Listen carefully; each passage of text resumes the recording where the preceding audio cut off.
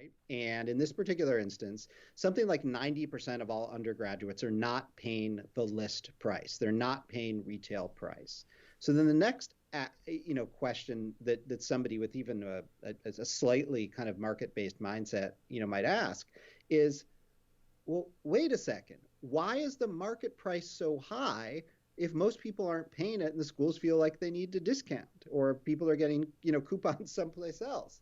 And the answer to that question is schools continue to hope against hope that more, as opposed to fewer, people come out of the woodwork who have the ability to write the check for the full price. And in fact, if they can even get, 5 or 10% of people to pay full price, as opposed to, 50%, which is what happens, at the Ivy League, right? Even at 5 or 10%, you're collecting enough revenue that you can cross-subsidize other people who have lower incomes. Because the assumption out there is that all these schools have big endowments and the endowments throw off money and the money goes to financial aid. No.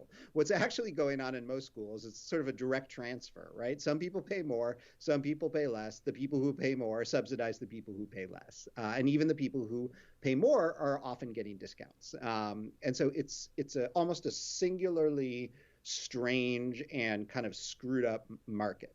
But it of course has tiers, right? And there are some schools where the only discounts go to people with actual financial need.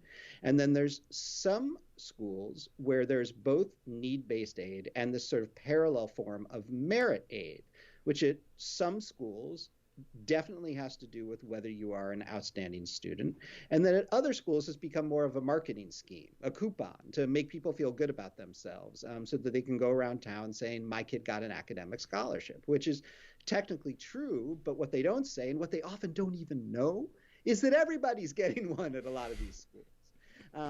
And so, what this gets to, right? Like, why is this necessary? Why is it so complicated? And why is the complexity necessary? Well, again, there's this sort of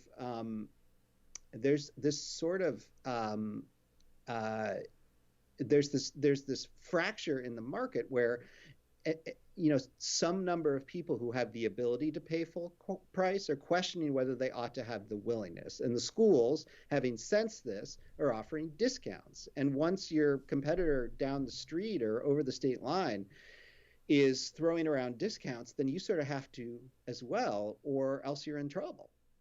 And so that's kind of how we get here.